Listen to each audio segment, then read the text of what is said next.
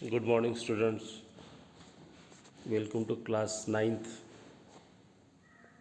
and you are studying the subject science. In science, the portion from the physics, and we have already started the chapter motion. So, from chapter motion, we have seen the rate of motion. So, if you compare the object moving in the straight line, some object move very fast and some object move slow. So fast and slow, how much fast, how much slow, so that can be measured, and that we call the rate of motion. We measure with the time. So you might have observed a cricket match or the vehicles, right? They move, there is a speed limit is written on the traffic rules. Now let's see what is this rate of motion. तो बच्चों, आप लोगों ने देखा है कि कोई object fast चलता है, कोई स्लो चलता है. कितना फास्ट हम उसको बताना है, कितना स्लो वो हमको बताना है. तो फास्ट होना या स्लो होना है ना, तो उसको मेज़र करके बताना, दैट इज़ उसको हम बोलते हैं रेट ऑफ मोशन. उसको हम समय के साथ बताएंगे. जैसे कोई ऑब्जेक्ट 5 मिनट के अंदर 100 मीटर चलता है और कोई ऑब्जेक्ट 5 मिनट में 200 मीटर चलता है, तो हम बोल सकते हैं कि 200 मीटर चलने वाला वो ज़्यादा फास्ट है और 100 वाला स्लो है. तो ये समय के साथ में इसको कंपेयर करते हैं, और इसलिए वो फार्मूला बन जाता है रेट ऑफ मोशन का. डिस्टेंस कवर्ड पर यूनिट टाइम, डिस्टेंस कवर्ड पर unit time, that is the rate of motion. और इस रेट ऑफ मोशन को ही हम बोलते हैं स्पीड. तो स्पीड, इसका सिंबल है स्मॉल v. तो स्पीड क्या है? Rate of motion. डिस्टेंस पर यूनिट टाइम, पर यूनिट टाइम मतलब distance oblique distance divided by time, and therefore our formula become for speed is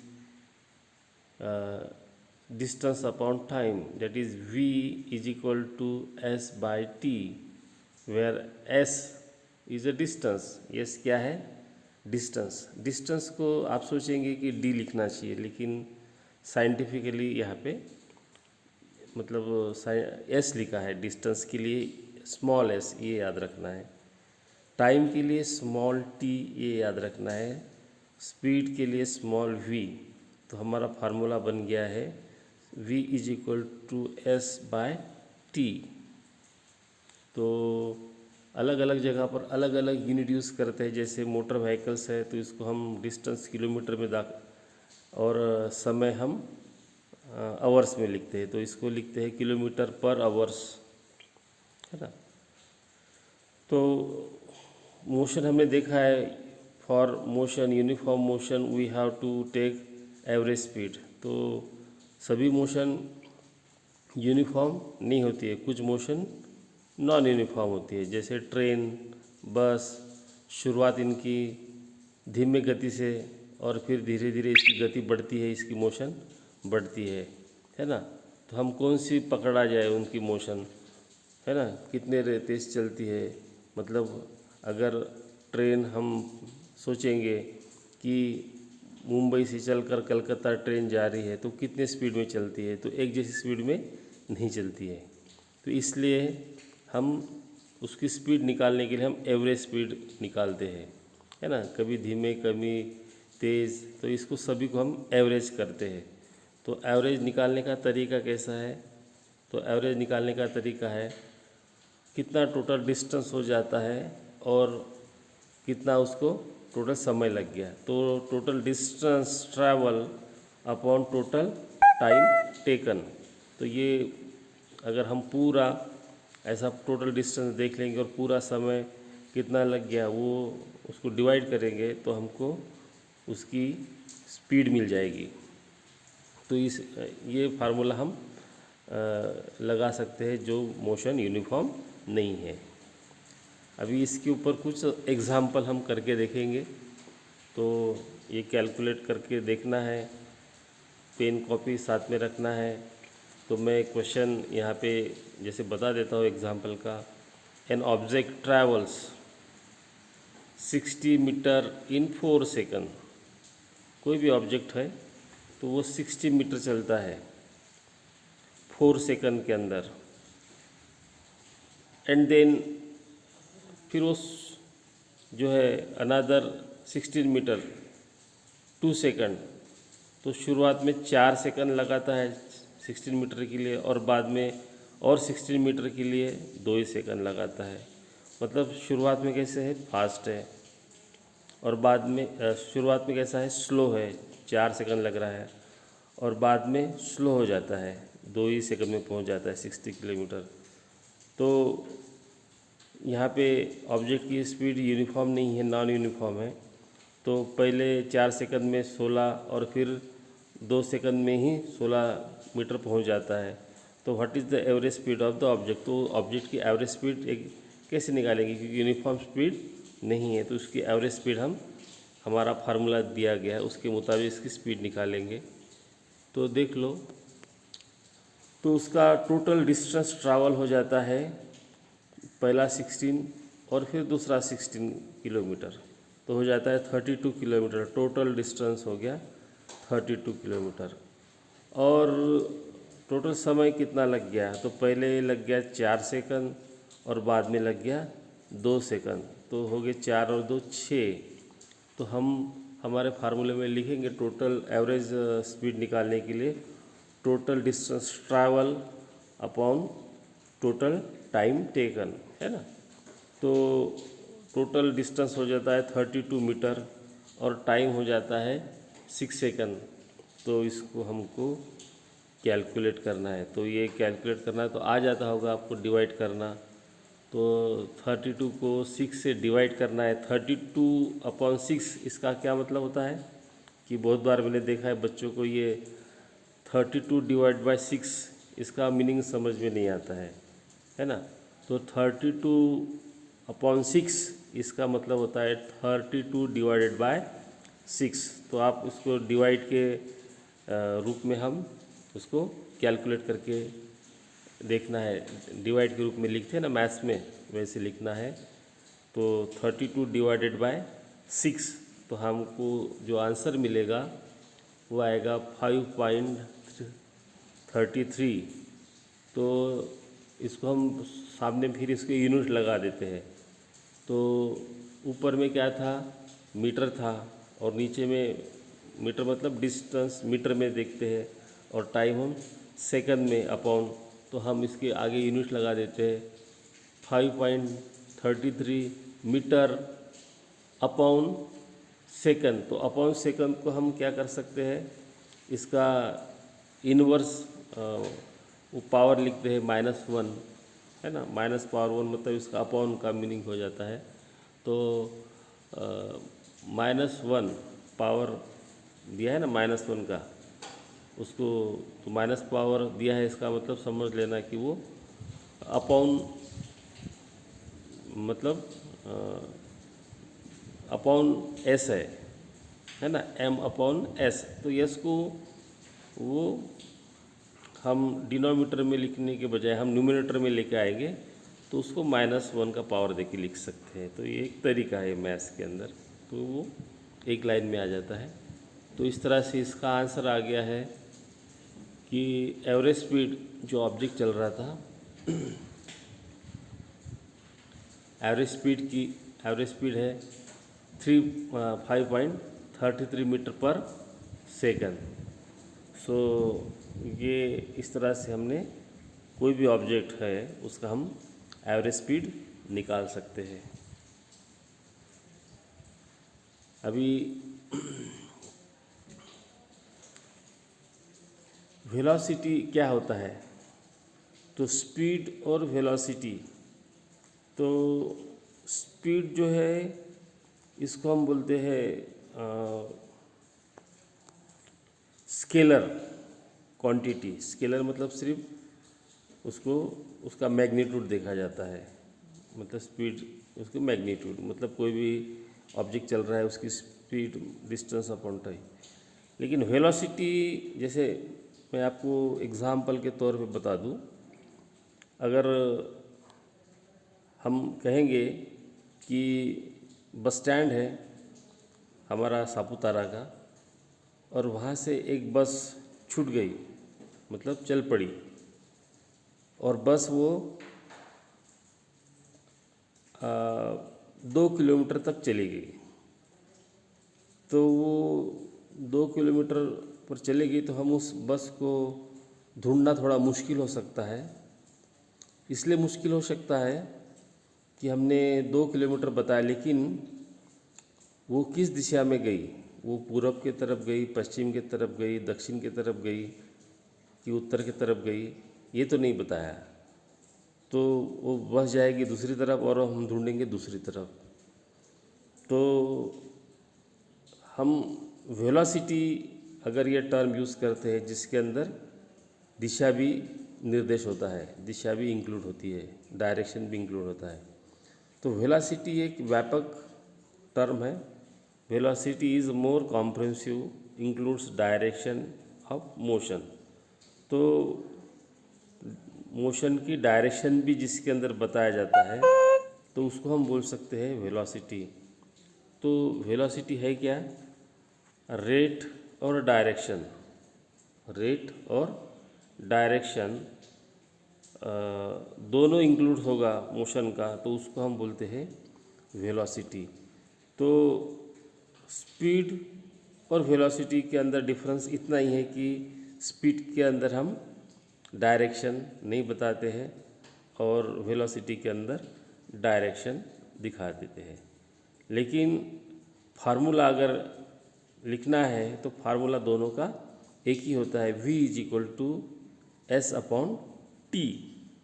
तो वेलोसिटी में भी हम एवरेज वेलोसिटी निकालते हैं क्योंकि मोशन यूनिफॉर्म होता है। तो इसके लिए निकालने का यही तरीका है कि इनिशियल वेलोसिटी कितनी है और फाइनल वेलोसिटी कितनी है, और इसका हम एवरेज निकालते हैं बाय 2 करके, तो हमको एवरेज वेलोसिटी मिल सकती है। और मैथमेटिकली हम एवरेज वेलोसिटी के लिए फार्मूला हम ये लिख सकते हैं, v is equal V A V लिखा है, स्मॉल ए वी मतलब एवरेज। तो u, ये टर्म u याद रखना है, u मतलब इनिशियल और v यानी फाइनल।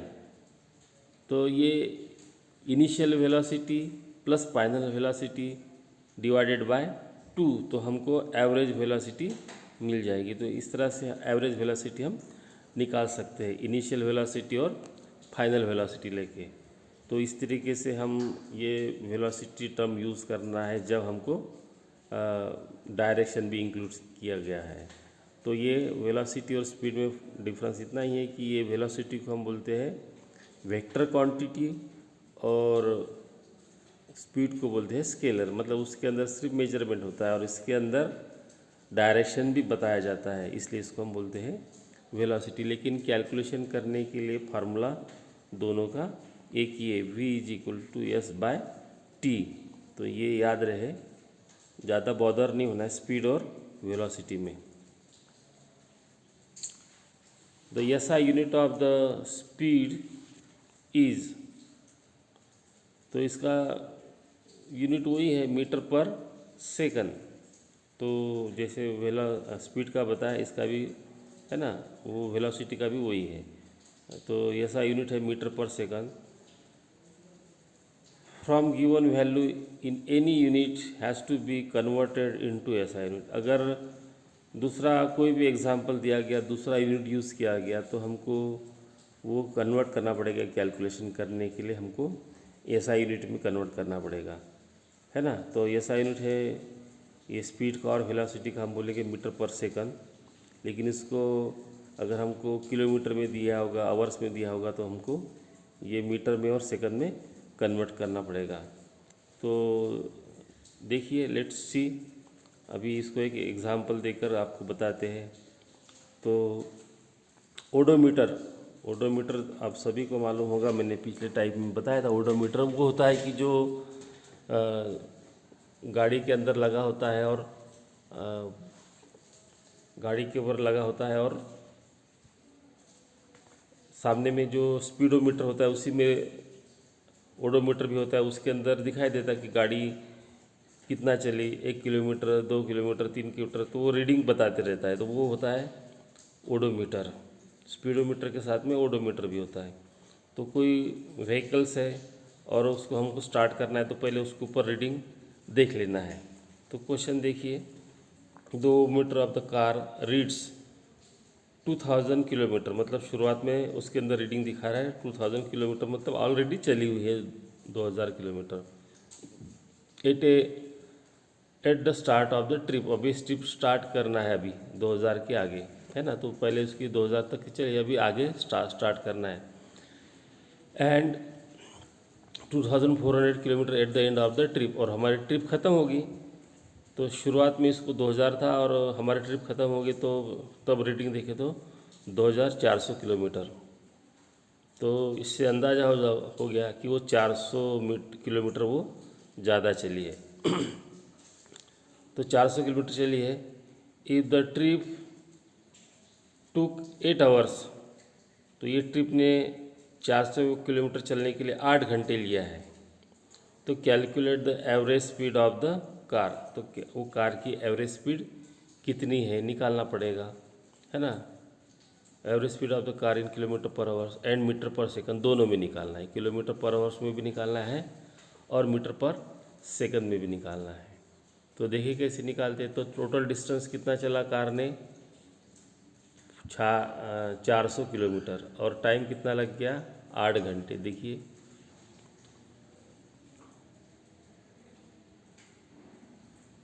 तो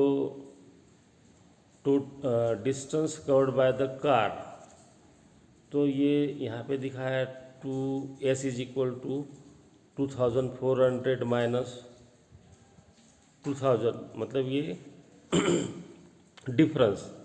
तो कितना डिफरेंस आया, 400 किलोमीटर का। तो 400 किलोमीटर, 400 किलोमीटर वो कार चली है। और टाइम लैप्स, मतलब टाइम कितना लग गया, तो t is equal to 8 hours, h में दिखाया, h मतलब आवर्स। तो average speed of the car कितनी हो गई, तो एवरेज स्पीड हम लिखते हैं s अपॉन t। s मतलब डिस्टेंस और t यानी टाइम। तो 400 किलोमीटर और टाइम हो गया 8 आवर्स। तो कैलकुलेट करना है 400 अपॉन 8, मतलब 400 डिवाइडेड बाय 8। 400 को 8 से डिवाइड करना है, भाग देना है। 400 को 8 से भाग देना है। तो 400 को 8 से भाग देंगे तो भागाकार आएगा 50, 50, है ना।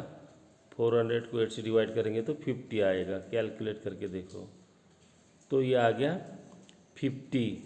और फिर इसके आगे लिखना है, किलोमीटर ऊपर लिखा था तो ऊपर का किलोमीटर जैसे के वैसे, और नीचे में आवर्स लिखा है तो आवर्स को डिनोमीटर का न्यूमेटर में लिखना है। तो उसको पहले की तरह उसको माइनस पावर देके ऐसे लिखना है। तो ये हो गया 50 किलोमीटर पर आवर्स, इसको हम ऐसे पढ़ते हैं। तो ये आ गया। अब इसको हमको, ये तो हमारा क्या बोलते हैं, साइंटिफिक, मतलब ऐसा है यूनिट नहीं है, ये कॉमन हमारा यूज़ वाला जो यूनिट यूज़ किया है, किलोमीटर पर आवर्स, कॉमन वाला। लेकिन हमको इसको ऐसा यूनिट में लिखना है, तो ऐसा यूनिट में इसको कन्वर्ट करना पड़ेगा। तो 50 किलोमीटर पर आवर्स है, तो किलोमीटर को हम मीटर में कन्वर्ट करना है, तो उसको हम 1000 मीटर से डिवाइड मतलब मल्टीप्लाई करते, 1000 मीटर यानी 1 किलोमीटर, तो 50 किलोमीटर यानी कितना वो आ जाएगा, तो 1000 मीटर। और इसी तरह से आवर्स है ना, तो 1 आवर्स मतलब 1000 मिनट है ना। अब उसको हम कन्वर्ट करना है तो उसको हम सेकंड में कर देते हैं, तो इसके सेकंड बनते हैं, 1 घंटे के सेकंड बनते हैं 3600 सेकंड, 1 घंटे के सेकंड इतने। तो 1 किलोमीटर के 1000 मीटर, तो 50 के कितने वो लिख लिया, और 1 आवर्स के सेकंड इतने, तो हमने इसको नीचे लिख लिया। तो वो कितना हो जाएगा आपको करना है, तो 50 इंटू